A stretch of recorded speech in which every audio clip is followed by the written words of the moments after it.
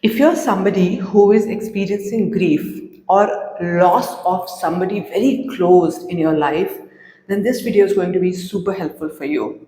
My name is Neha Bhatia, and a very warm welcome to all of you at my channel. If you haven't yet subscribed, please do that. Do like and share this video if you like it. Today I'm going to be sharing something very important with you, something which is so close to my heart because we do lose people in our life, don't we? That's such an important thing to remember, that it is pretty much inevitable.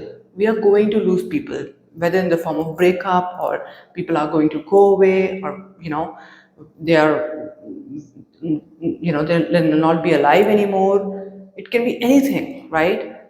But we are going to lose people. This is the reality. But the thing is, coming in acceptance with this reality, bringing that peace with this reality can be pretty tough, very tough.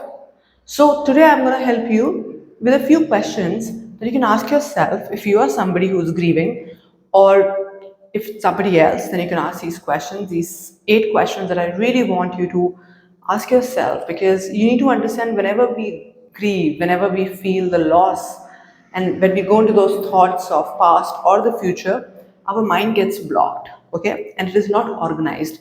So when you ask such questions, because I'm a coach, I've been helping people for over 8 years now, and I've been a public speaker for over 12 years, and I understand human psychology. I understand people very well through communication, through emotions.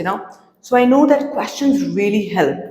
One is that you can start to do affirmations, but when you ask questions, the real thing will actually come out. Okay? So, and when that happens, your mind starts to get very organized. Okay? Your emotions gets organized, your thought get organized, right? So these 7 questions are very important. But before that, I'd just like to tell you that grief is a process which requires patience, time, it requires understanding, it requires compassion. Okay? So, when somebody, for example, dies, we often tell them, we don't say usually. If you notice, if you go to a funeral, mostly you're quiet, because in such a situation silence works. But, or you say, I'm sorry for your loss. So which means that you are together with this person in this loss. You're not alone. You know why we say sorry? This is the reason. When we say I'm sorry, I'm also feeling sorry about it, so you're not the only one, right? Now I know that it is very it's more of a formality that people say. Very few are feeling it, actually. So you need to understand that when somebody is experiencing grief, there is a lot going on in his mind. Okay, it could be about the past, definitely about the past and the memories, and it is also about the future, right? Future, sometimes what happens is that whenever my client comes to me and they're talking about grief, they say, Neha, you know what? I just can't see anything.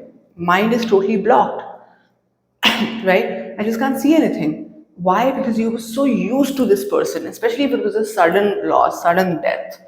Then what happens is that you can't see anything. All of a sudden, it's dark. Nobody wants to live in darkness, and living in darkness is, I mean, imagine if there is no power in your house, right? And then for many days there is no sunlight also, and you're locked in a dark room. How does it feel? That's what exactly a person feels when he loses somebody, even if there is a breakup. But I'm talking about a loss of somebody dying, for example, right? um, Loss of a body, when somebody leaves their body, right? So I'm talking about that. So now you need to understand that there are some questions that you can really, really ask, and I prepared for you.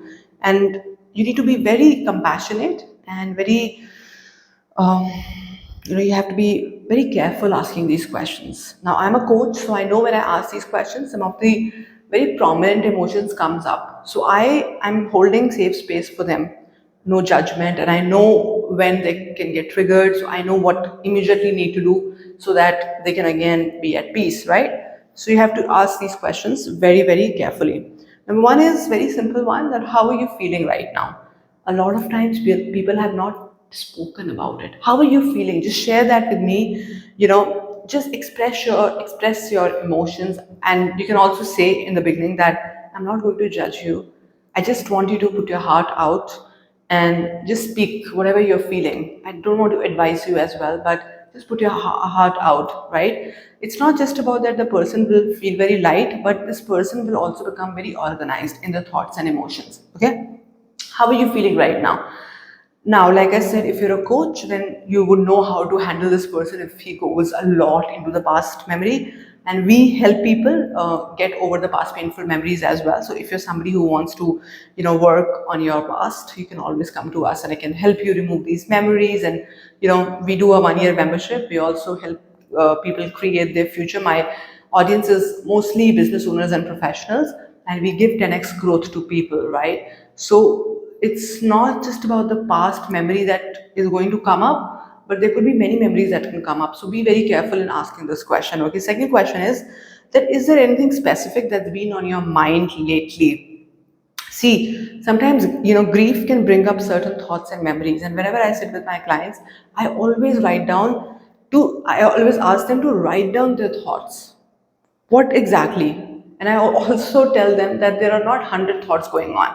There are only 6 to 7 prominent thoughts are going on in the mind. Or it could be some visuals. So if it is visuals, then it's a past painful memory, right? But if there are thoughts, right, then they have to just put it down. So first of all, maybe if you can ask them to write it down, but just tell them. So what is happening is now you are helping them narrowing down what exactly they are feeling. Okay, now, moving forward, what kind of support do you need right now? See, a lot of times now, uh, people don't share what support they need.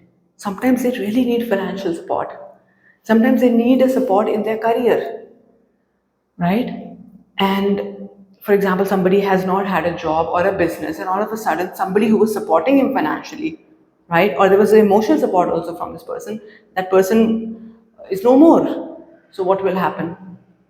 What will happen? This person is going to become even more unsafe, right? There'll be this feeling of feeling very unsafe in life, right? Because now, first of all, can't see anything, and then on top of that, you're feeling very unsafe all the time. So you're going to be like this all the time, right? So you need to just ask what exactly support you're needing. Okay. The third question is that I'm sorry. Yeah, fourth question is that would you like to talk about your loved one?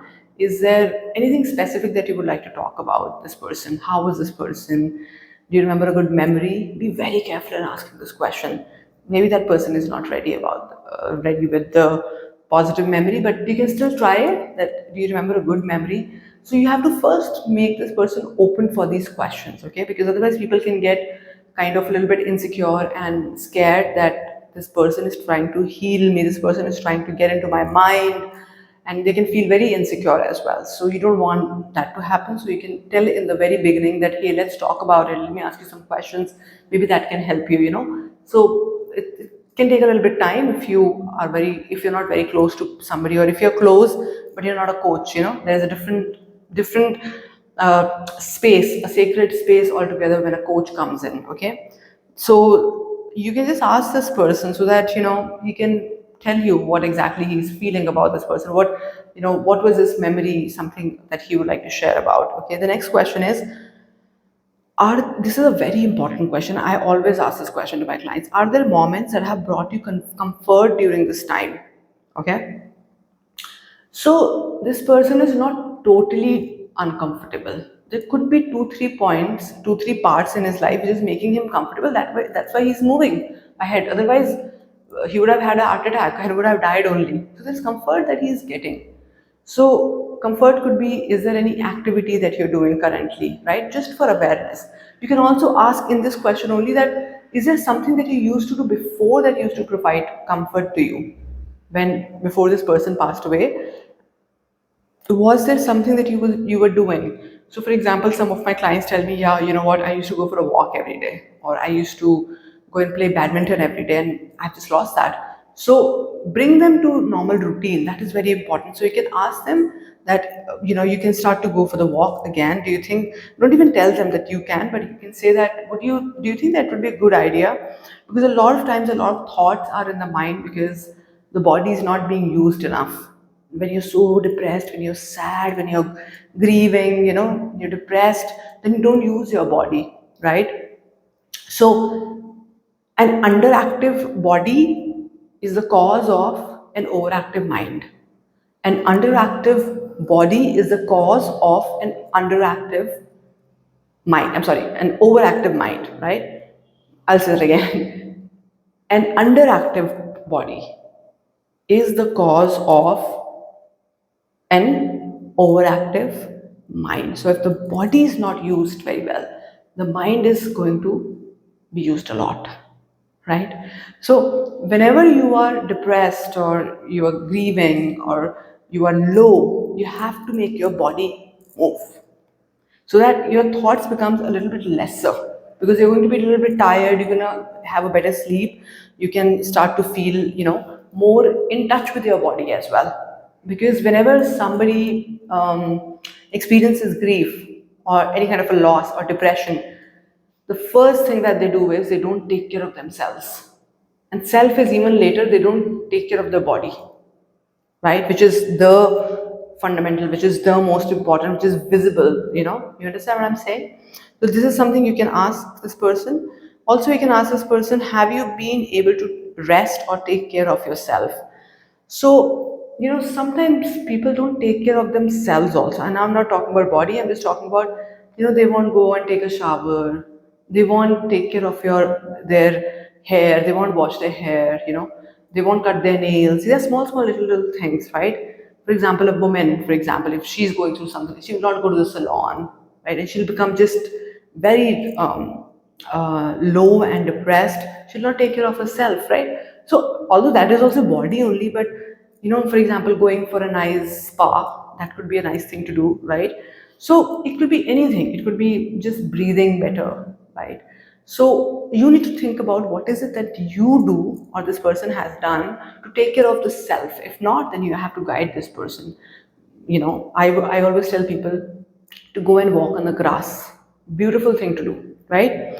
So the next question is there something you would like me to do for you, or something you want to avoid? So this is again a good question, that uh, probably this person is hesitant of asking for some help. But when you ask this kid, can I do something for you? So maybe this person can actually open up a little bit. Okay. So ask these questions. There are many more questions that I ask in my coaching, but these are the 7 questions and plus one question I'm going to share with you. That question is, when you have asked all these questions, you need to close this whole conversation to help them at least see the future. So you can ask a question like,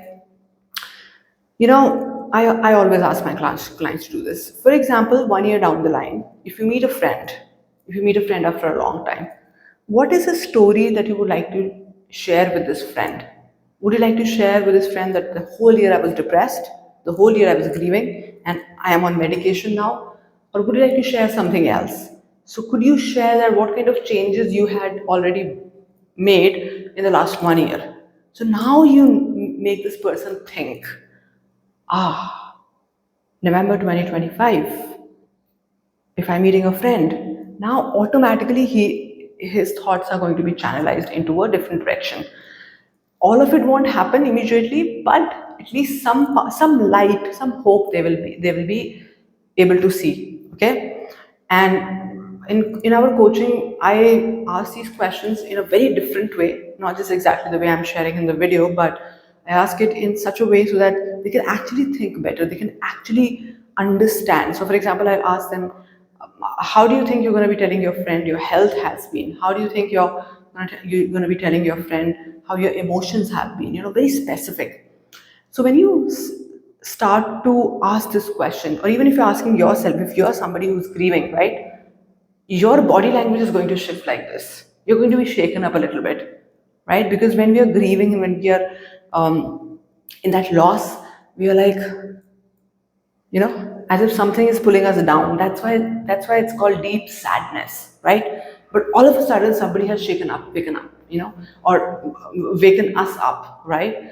So these are some of the questions that you can ask. But if you're somebody who is experiencing this loss, it could be even loss of money, loss of business, you have not recovered, you haven't bounced back, right, in life, or you are somebody who is still doing good but you want to grow in life, so I would like to invite you to my alignment call. We do this 40 to 45 minutes of alignment call, which is very powerful. Wherever you are in your life, wherever you want to be in your life, we're going to narrow it down, and I'm going to help you understand how you can reach there in this particular call. It's going to open the doors of clarity, open the doors of confidence, open the doors of direction, and organizing yourself in a better way, right, and a structure. You will have immense clarity after this call. So especially if you're a business owner or a professional, I mean, even if you're a student, you're more than welcome. But if you're a business owner or a professional and you want 10x growth, okay, not just in business but in your personal, professional, in your self, 10x in next 365 days, you're more than welcome. I'm going to put the link in the description box. Go and just message me on WhatsApp, okay? Please don't call me, but message me. I'm going to answer to you. Book this call and I'm going to help you. It does take a good long time, okay? It just doesn't happen. Miracles happening, but it won't just happen in one day. We have to make a proper structure, proper goal setting, going forward, and with all in co-creation with the universe. So kindly reach us out, and I'll be more than happy to help you. We have many more videos that you could watch on the money, on relationship, on health, on NLP, on meditation. We have more than 500 videos. Go check it out. And if you like this video, please subscribe, and please like this video as well. Comment on it. Do comment. Would you like to live a 10x life? Would you like to really live that 10x life? Means at your maximum capacity. Would you like to be in the present moment? Just write a yes in the comment box, okay? Thank you so much. I'm going to see you in the next video.